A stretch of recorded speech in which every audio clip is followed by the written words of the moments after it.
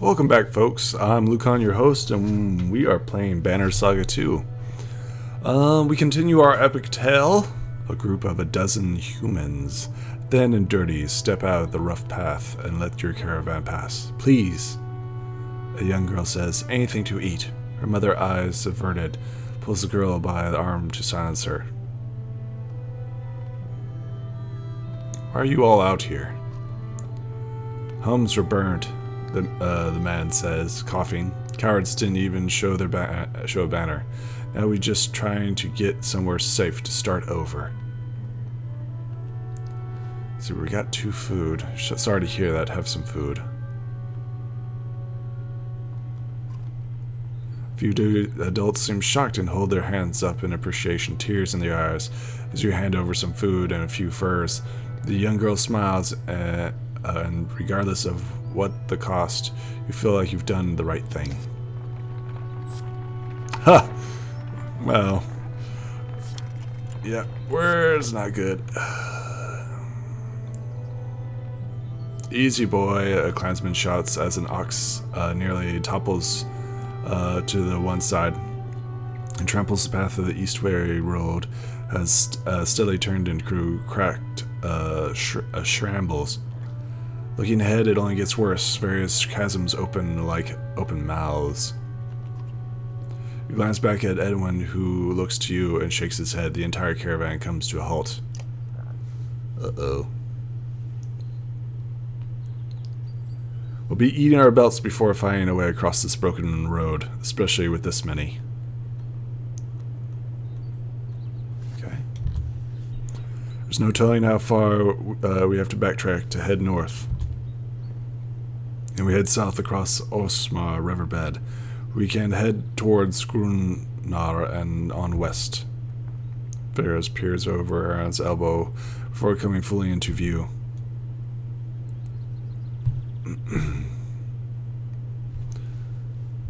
Heading south is questionable, those people. Why do you say that? Maybe I spent a lifetime there. Plenty of things to eat under logs, but there are also people in the bogs. His eyes go wide. The Shah shall hear my rhyme. But what's wrong with heading south? Different ways of living, old ways, sticks in the mud, and Craigsmen with are less bothersome. I think he's talking about the boggers and rough, backwards people of the Storth bog. Trevor frowns at Ivor. Words like that can find you swollen and filled with poison. He puffs out his cheek and stares at Ivor. This is why Varl tend to keep to themselves. Each human is crazy in their own way. I have to agree with that. Trevor hunches over with laughter until he suddenly stops, sniffs the air, and marches away. Strange, but it's a fair warning. We've crossed over into lands most of us have never seen.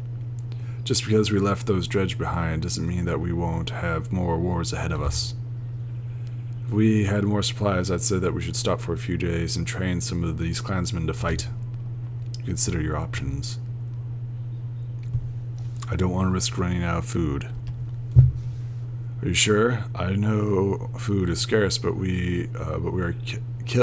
we are killed in a fight, full carts won't help us. We will find a way. I looks at Ivor, who just shrugs. You prepare to turn the caravan south. Yep.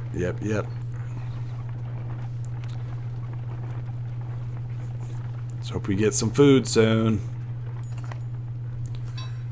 A mill clank is heard in the distance and grows louder. You see ox carts surrounded by a 4-jarl and an older woman hitting a ladle against the pan. All sorts of things are for sale, she says.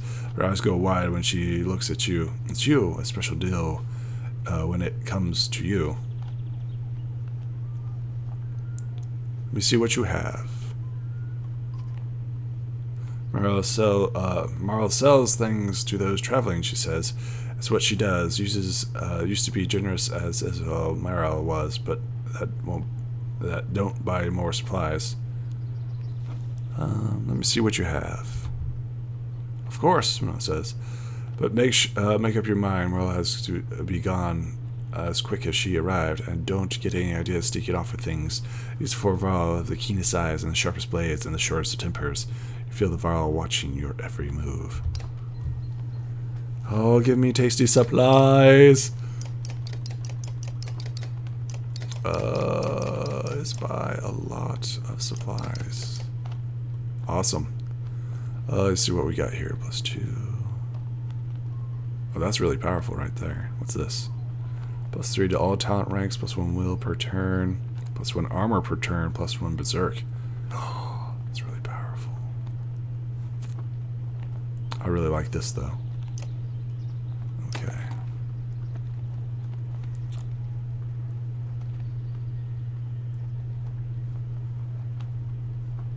That'll be good for now.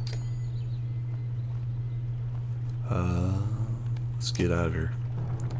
Yay, we've got supplies. Morale declines. We're at normal morale, which is fine. Let's cross into Osmar riverbed. The wind ceased to cut through the humid air. Darkened skies let out loose its rain, and soon fat drops of water turned the dirt path into sucking mud, slowing the caravan. Cloaks are pulled overhead, and children and animals are wrangling near the carts.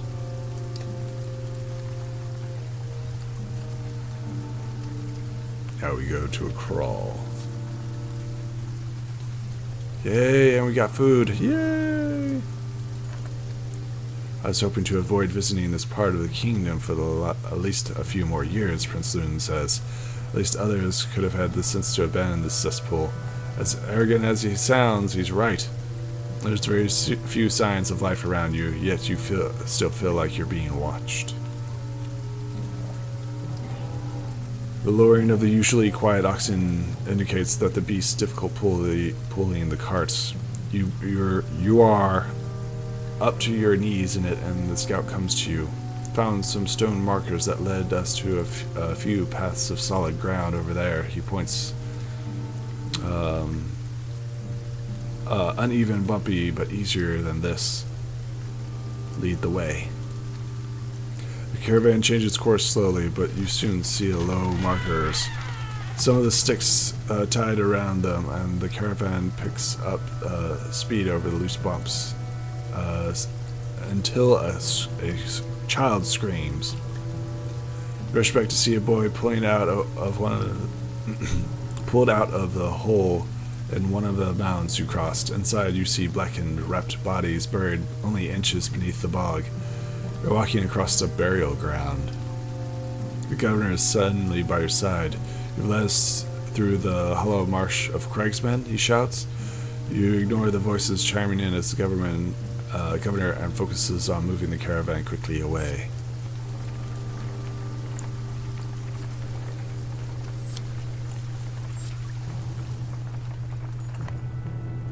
All around us, shouts a man near the edge of the caravan, and we're stuck in this mud. Craigsmen have encircled you. Their leader steps forth and shouts, "There's no price but blood for crossing through the lands of our dead." Shouts rings out. You prepare for attack.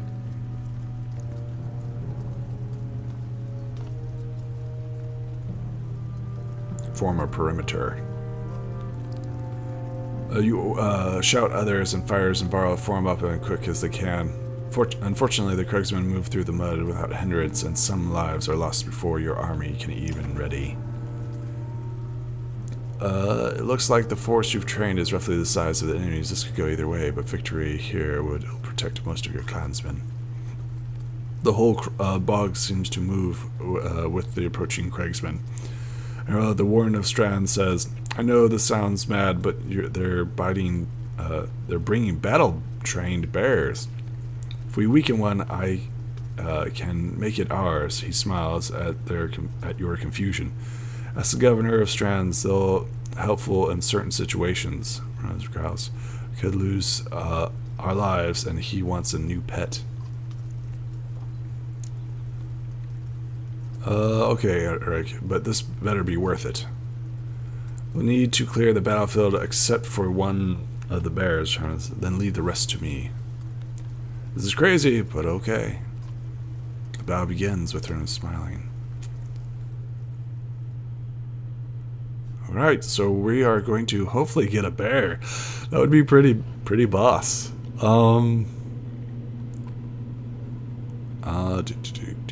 Let's go ahead and take him. And a shieldsman. Where's... Yeah, there he is right there. And do you have stuff? You don't have stuff. Okay. Ready for battle.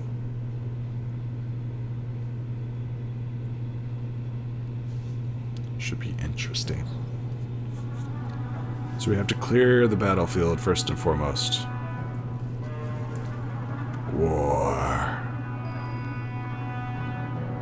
Oh, she's in a bad spot right now.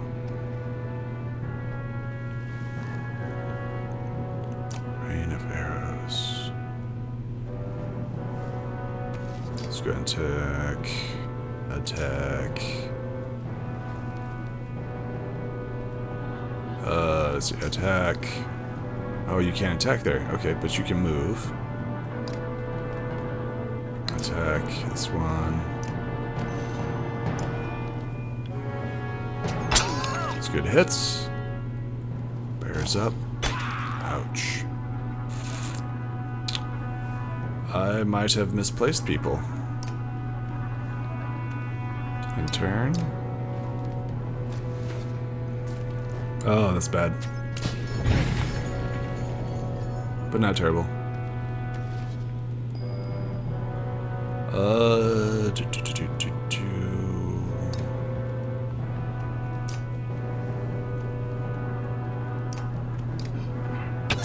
Perfect.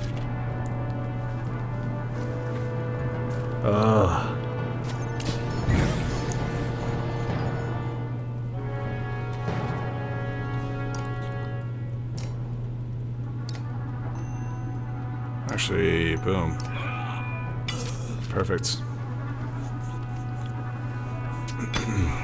Yep. Move there.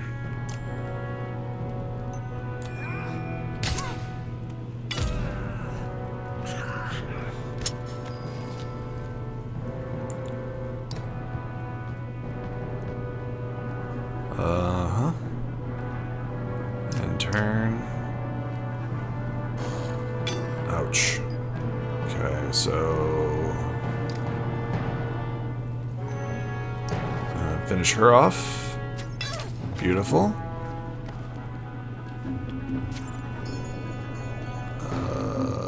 Move closer. Let's go ahead and shoot the bear, but don't kill it. Nice.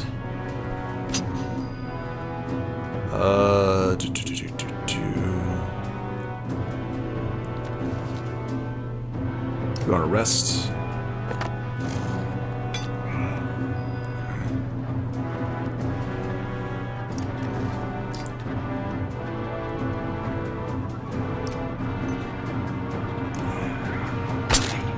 It's good, solid hits.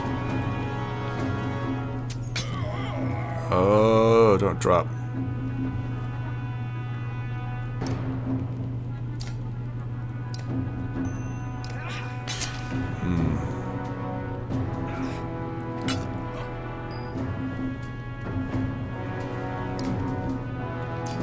Take her out. Get her, Ivor. There we go. Easy enough. Oh.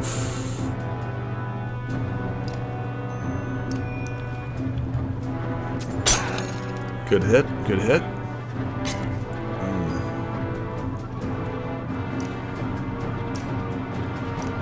Should knock him out right here. Beautiful. Oh, he knocked out. Okay, abilities. Capture bear. Oh my gosh.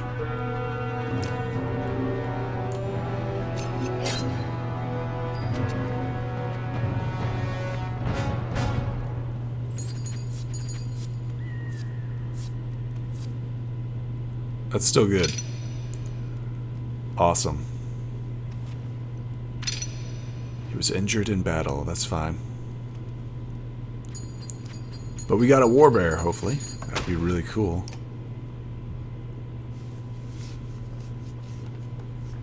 That was definitely well worth it. Aldrinker's flame welcomes endless war. But why?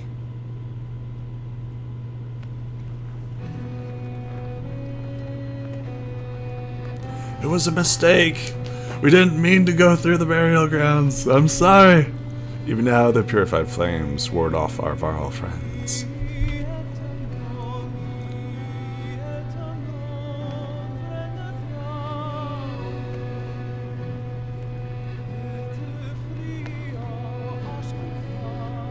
I mean, the tree kind of looks like flames. Kind of. Placed upside down on the ground, purified roots of a giant tree reach towards the sky. All the Varl, including Ivor and Archon, have separated from the caravan temporarily, giving Bora's stone a wide girth. The giant's presence is missed as you continue to feel watched. Otto, what do you know about Balskring? Not much, but enough, the Skald says. These flames symbolize Braun's love of fire and war, the first being the means to the second. When the Varl were dominating humans in the first great conflict, it was Varl who gave the losing side fire to combat the giants. You hold up your hand to help the storytellers listening through the rain for anything that might be following you. Hearing nothing, Alto resumes, holding in the gaze of his audience. Humans passed us for the gift of fire, but the gods only desired more war. He points towards the distant shape of the Varl. When the giants and humans found peace, this godstone fell from grace. It looks to continue keeping the land scorched. Perhaps its shadow can still kill.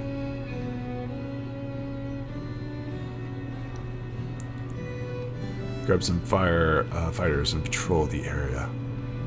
And a few others slink away into the massive clansmen and soon come upon an unsuspecting Craigsman waiting in ambush of your caravan. There's no time to consider your options. Oh, it's humans! Oh, interesting. I like this.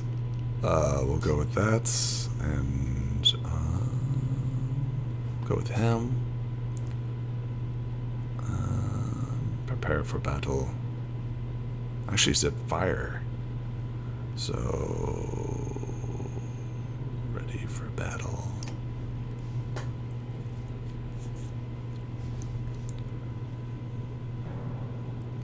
So we're the ones that found him.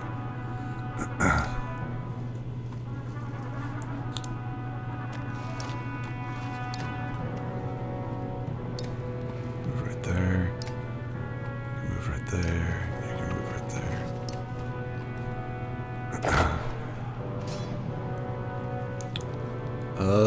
Let's go ahead and do this. Is open up the attacks.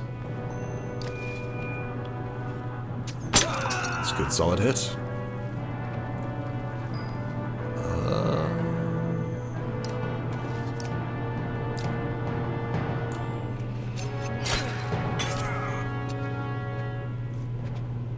Oh, what does he say? What does he say? Oh, I missed it.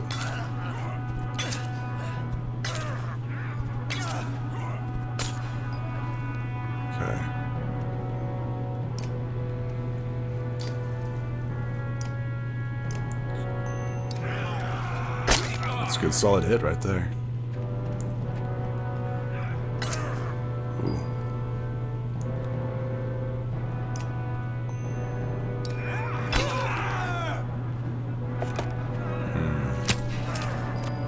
And that was a crit. Okay, well. Let's go ahead and bump it up to 8. Nice. Beautiful. He moves up.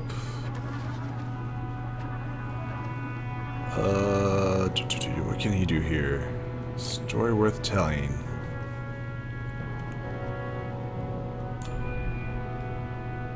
There we are.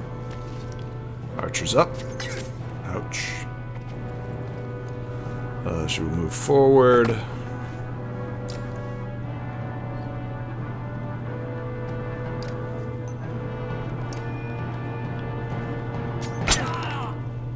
Good solid hits.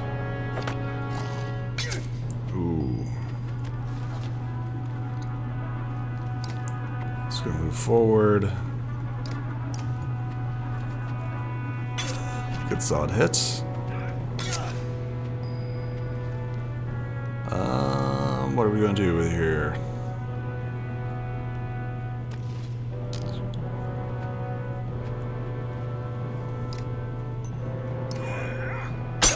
There we go. Ouch. He can move up. Let's go ahead and shank this guy. Perfect.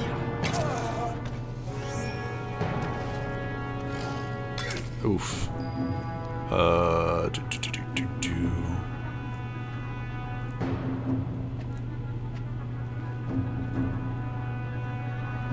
If we move back one, bloody flail. Oof. Oof. No. Okay.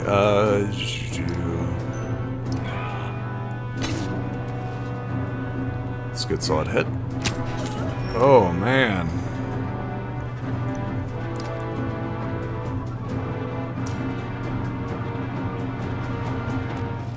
Perfect. Take out the bear.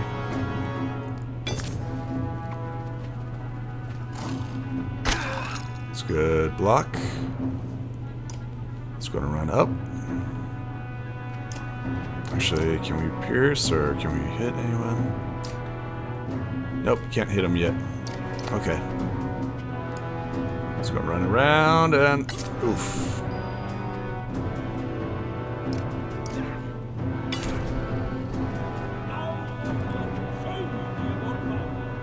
Well done.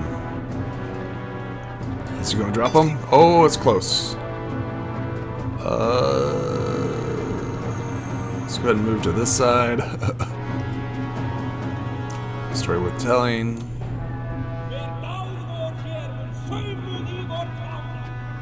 Nice. No. Okay. What we got here?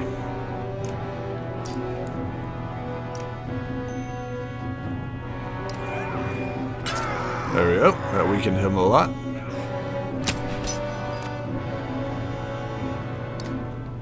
Should be able to hit him. Beautiful.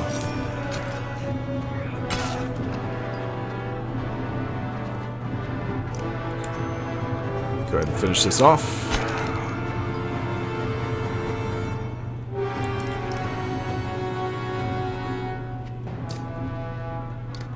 Beautiful. Boom. Wow, we dropped 3 people. That was not good. Yep, injured. Injured. Injured. Yeah, see, we really need Varl. Maybe, I don't know. We should have bunched up, I guess. I don't know. It was good, kind of. Having killed or run off the Craigsman, you return to the remaining Craigsman in Godstone, grabbing your belongings. Your foot hits something in the mud. You reach down to find a small skull of a yellow ribbon through it. You toss it in the bag without a thought. Ooh. Nice.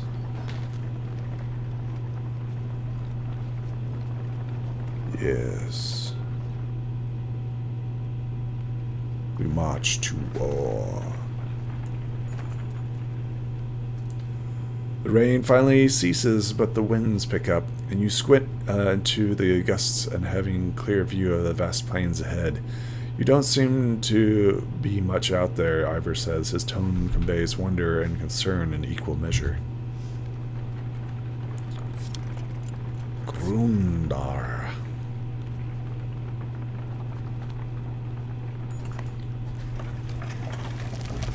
The ground shakes again. Enough to cause the yak to strain and their leads to panic. Out there in the plains, there's nothing but open skies, and you feel remarkably vulnerable. Only a few trees around, and no mountains, Archon says in a wary tone. Looks like we only have to worry about the grounds opening up beneath us, he shrugs, and the look, and he shrugs at the look he gives you. You give him. Gruntar almost looks forgotten by the rest of the world. Maybe those who live here have forgotten the rest of us too. Interesting. In the field just outside of Gunthar, the caravan spots several creatures you assume were myth. I don't believe it. Are those...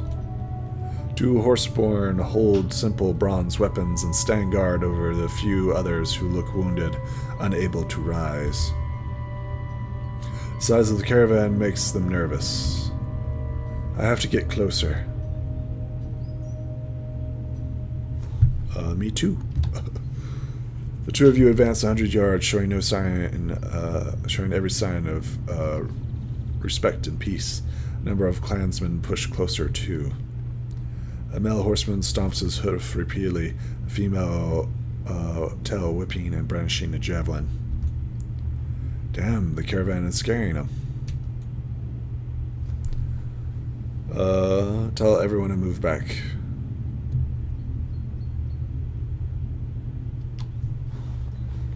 You silently shout, spooks the female horseman. She throws a javelin that pins the ground near your feet. Several archers fire, but the shots are wide. Hold, no more arrows! Nell says something in what sounds like a long stream of consonants. The female lowers her second javelin. We just want to help. The male's tail swishes. You help? His voice sounds strange, and his mouth moves uncomfortably around the foreign words. Yes, help. Olivia steps aside you and waves to Ivan to help. Female looks agitated.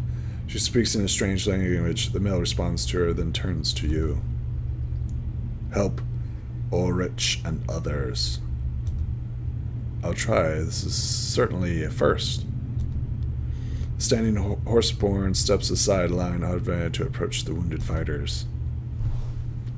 Peace. Peace. With Ivor and Uno tending to the wounded, Otra and the other firstborn, the caravan settled down outside the scant town of Gunthar. It appears the town is enjoying a small festival. Quite a few clansmen go over the hill to enjoy the sights and sounds, but soon return looking disappointed. They called us outsider, a woman says. They don't want us to interrupt their wheat harvest festivals, but the merchants don't seem to mind trading. The clansmen soon shrug off and take renewed interest in the horseborn, some in awe, others in disgust. Alright. This is a good place to... Well, no, it's still got plenty of time. Let's keep talking. The blonde X-Men, one of the two twins of the small village of Skrorn, is chopping into a fallen tree with no apparent reason. His swings look dangerous. Hogrun, everything okay? He glares at you. You look like you wish that piece of wood was me. I'm just wondering if I should have left with the ravens. Why is that? I've been following your lead for some time now, and for what?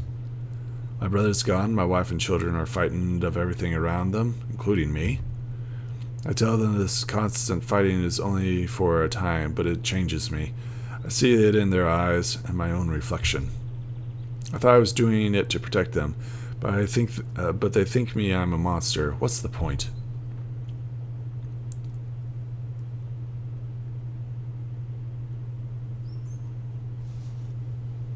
Maybe you should hang up your shield and axe.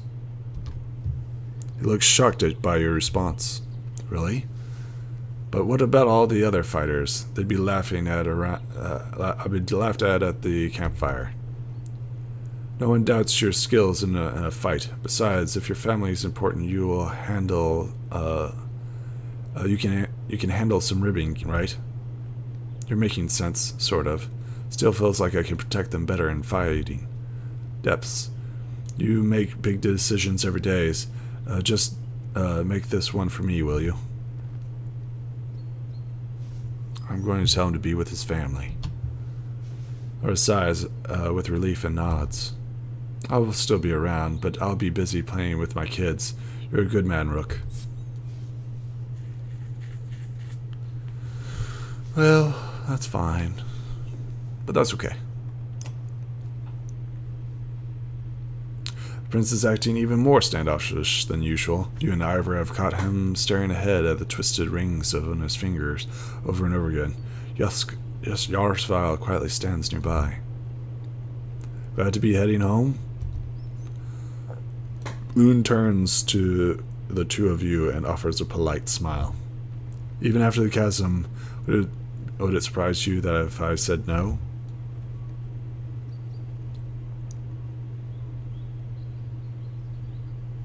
I thought you hated being so far from Amberang.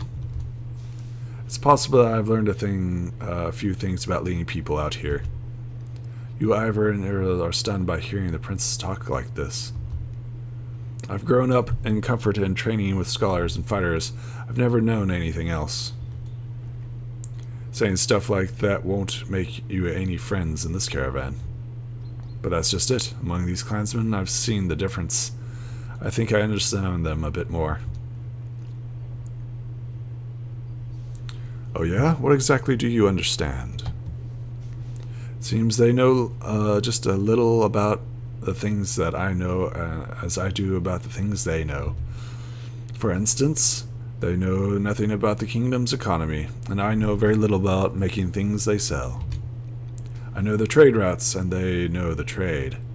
We've never seen the princess animated, but then his face falls. I don't think that the king would appreciate my knowledge. Yes, I'll agree. My father not what you call open-minded. The king's a hard man, has to be, but his son has his weakness. Anna stares at her, but the archer only smirks. Can you tell me about King? Mindolf? I suppose.